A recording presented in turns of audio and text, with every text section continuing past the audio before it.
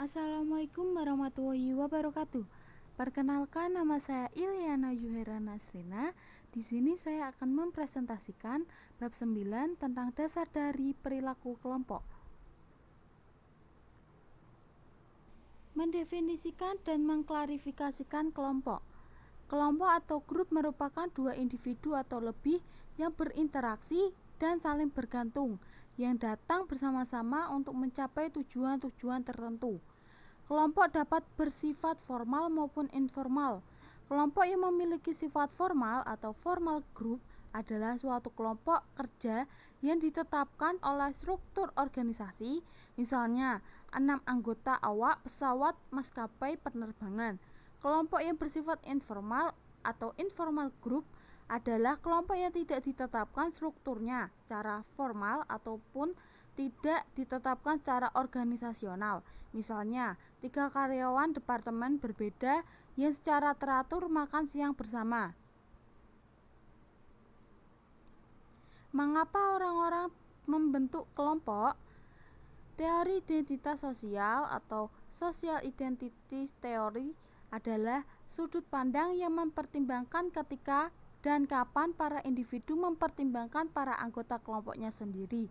Teori ini mengusulkan bahwa orang-orang memiliki reaksi emosional pada kegagalan atau keberhasilan dari kelompok mereka karena penghargaan diri terikat ke dalam kinerja kelompok.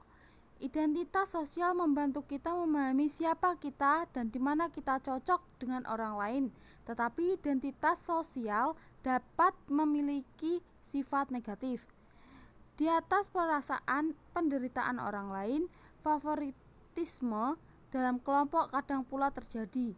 Favoritisme dalam kelompok adalah sudut pandang yang melihat para anggota dari dalam kelompok lebih baik dibandingkan orang lain, dan orang-orang yang tidak bergabung dalam kelompok semuanya sama. Beberapa karakteristik yang membuat identitas sosial menjadi penting bagi seseorang. 1. Kesamaan. Orang-orang yang memiliki nilai atau karakteristik yang sama sebagaimana para anggota lainnya dari organisasi mereka memiliki level identifikasi kelompok yang lebih tinggi. 2. Keunikan. Orang-orang yang lebih cenderung memperhatikan identitas yang memperlihatkan bagaimana mereka berbeda dari kelompok lain. 3. Status. Orang-orang yang menggunakan identitas untuk mendefinisikan diri mereka sendiri dan meningkatkan penghargaan diri, sehingga masuk akal bahwa mereka tertarik dalam mengaitkan diri mereka sendiri dengan kelompok yang memiliki status tinggi. 4. Penurunan yang tidak pasti. Keanggotaan dalam sebuah kelompok juga membantu seseorang memahami siapa mereka dan bagaimana mereka menyesuaikan diri ke dalam dunia. Tahap-tahap dalam pengembangan kelompok. Model 5 tahap pengembangan kelompok menyebutkan karakteristik perkembangan kelompok dalam 5 tahap yang berbeda. 1. Tahap membentuk. Pada tahap pertama ini digolongkan sebagai sejumlah besar ketidakpastian mengenai tujuan, struktur, dan kepemimpinan kelompok. Para anggotanya menguji kedalaman air untuk menentukan jenis-jenis perilaku yang dapat diterima. Tahap ini selesai ketika para anggotanya mulai menganggap diri mereka sebagai bagian dari kelompok. 2. Tahap mempeributkan adalah tahap di mana adanya konflik intrakelompok. Para anggotanya menerima keberadaan kelompok tersebut, tetapi terdapat penolakan terhadap batasan-batasan yang diterapkan kelompok terhadap setiap individu. Ketika tahap ini selesai, terdapat sebuah hierarki yang relatif jelas atas kepemimpinan dalam kelompok tersebut. 3. Tahap menyusun norma adalah tahap di mana hubungannya dekat terbentuk dan kelompok tersebut menunjukkan kekohesifan. Dalam tahap ini terbentuk sebuah rasa yang kuat akan identitas kelompok dan persahabatan. Tahap ini selesai ketika struktur kelompok tersebut menjadi solid dan kelompok telah mengasimilasi serangkaian ekspektasi umum, definisi yang benar atas perilaku organisasi. 4. Tahap mengerjakan adalah tahap di mana struktur telah sepenuhnya fungsional dan diterima. Energi kelompok telah berpindah dari saling mengenal dan memahami menjadi mengerjakan tugas yang ada. 5. Tahap pembubaran. Tahap ini, kelompok tersebut mempersiapkan diri untuk membubarkannya. Kinerja tugas yang tinggi tidak lagi menjadi prioritas tertinggi kelompok. Sebagian gantinya, perhatian diarahkan untuk menyelesaikan aktivitas-aktivitas. Suatu model alternatif bagi kelompok yang bersifat sementara dengan tenggat waktu, model kesetimbangan atau berselang, adalah suatu rangkaian fase yang mana kelompok yang bersifat sementara bergerak melaluinya, yang melibatkan transisi antara kelambanan dengan aktivitas. Kajian-kajian mengidentifikasikan mereka memiliki urutan tindakan unik tersendiri. 1. Bertemu pertama, mereka menetapkan arah kelompok. 2. Fase pertama aktivitas kelompok adalah salah satu dari inersia. 3. Suatu transisi terjadi tepat ketika kelompok telah terpakai setengah dari waktu yang ditetapkan.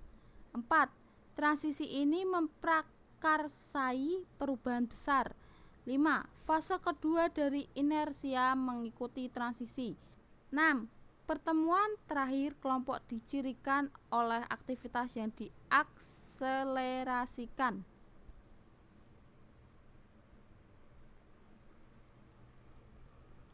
Properti kelompok. Properti kelompok. 1. Peran. Suatu rangkaian pola perilaku yang diharapkan yang dikaitkan dengan seseorang yang menduduki posisi tertentu dalam unit sosial. 1. Persepsi peran. 2. Ekspektasi peran. 3. Konflik peran. 4. Eksperimen penjara Zimbardo. Properti kelompok. 2. Norma. Standar perilaku yang diterima dalam kelompok dan berlaku di antara para anggota kelompok. 1. Studi Hawthorne. 2. Kepatuhan. 3. Perilaku menyimpang di tempat kerja. Properti kelompok 3. Status. Suatu posisi yang didefinisikan secara sosial atau peringkat yang diberikan kepada kelompok atau para anggota kelompok oleh orang lain. Apa yang menentukan status? Menurut teori karakteristik status, status cenderung berasal dari salah satu ketiga sumber berikut. 1. Kekuasaan seseorang yang dimiliki atas orang lain. 2. Kemampuan seseorang untuk memberikan kontribusi bagi tujuan kelompok. 3. Karakteristik pribadi individu. 1. Status dan norma. 2. Status dan interaksi kelompok. 3. Ketidakadilan status. Properti kelompok 4. Besaran. Kemalasan sosial. Kecenderungan bagi para individu untuk mengeluarkan sedikit upaya ketika bekerja secara kolektif daripada ketika bekerja secara individu. Properti kelompok 5. Kekompakan. Keadaan yang mana para anggota kelompok tertarik satu sama lain dan termotivasi untuk tetap bertahan dalam kelompok.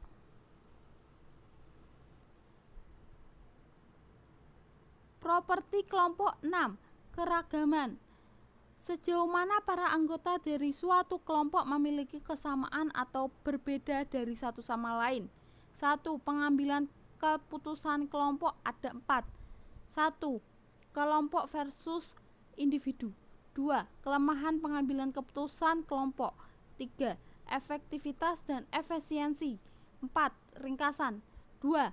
Pemikiran kelompok dan pergeseran kelompok. Ada 3. 1. Pemikiran kelompok. 2. Pergeseran kelompok atau polarisasi kelompok. 3. Kelompok. Sekian presentasi dari saya. Bila ada kesalahan kata atau kekurangan atau kesalahan teknis mohon dimaafkan. Wassalamualaikum warahmatullahi wabarakatuh. Terima kasih. Suwun.